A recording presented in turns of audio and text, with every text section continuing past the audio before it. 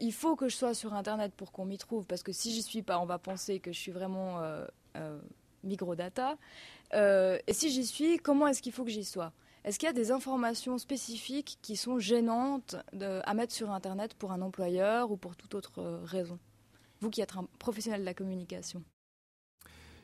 Mais la règle numéro 1, c'est de se poser la question, quel but est-ce que je poursuis avec l'information que j'y dépose?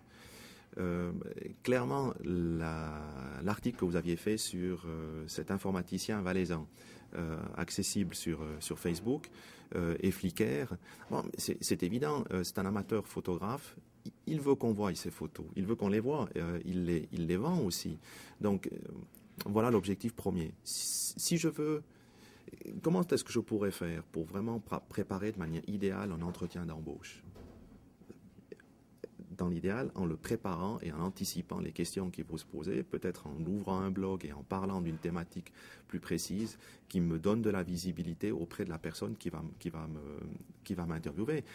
Si je suis ici pour un job de journaliste, j'arrive à montrer donc je me présenterai aux Nouvellistes et je montre 3 blogs ou un blog relativement actif, tenu sur la longueur, sur des sujets qui sont relativement intéressants. Par exemple, je ne sais pas, dans votre cas, le marketing des nouvelles technologies, par exemple, ou de nouveaux canaux d'information.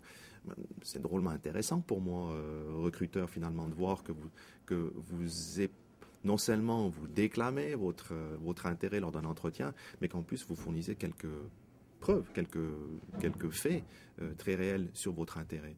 Donc vous proposez plutôt d'utiliser le net pour promouvoir ce qu'on est capable de faire et mettre en avant nos compétences, en fait. Oui, parce que puisque ça, en tous les cas, ça sera en tout cas un complément d'information le jour où on trouvera quelque chose sur moi qui n'est pas forcément l'information que j'y trouverai. Ces réseaux sociaux, on les aura complètement assimilés dans notre quotidien. Et la véritable question qui se posera alors, c'est finalement, est-ce que c'est encore relevant de me voir sur une photo d'il y a 10, 20, 30 ans après? Parce que je l'avoue publiquement, j'ai consommé relativement fréquemment trop d'alcool quand j'étais jeune. Ben oui, comme tout le monde finalement. On a passé du bon temps, etc. Ces photos ne révéleraient... Enfin, je pense que les photos que vous pourriez trouver de moi révéleraient que finalement la vie d'un jeune valaisan finalement qui vit et qui grandit. La seule chose qu'Internet fait, elle rend ces informations plus aisées, beaucoup plus aisées, beaucoup plus rapides.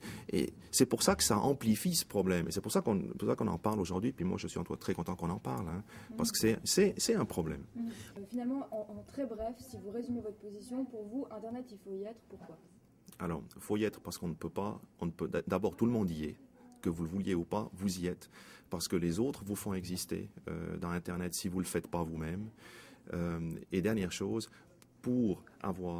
d'abord pour savoir, pour acquérir la connaissance qu'il faut, pour s'informer, pour diffuser de l'information, et en fin de compte, pour être un peu plus, je dis bien un peu plus, maître de ce que Internet diffuse comme information.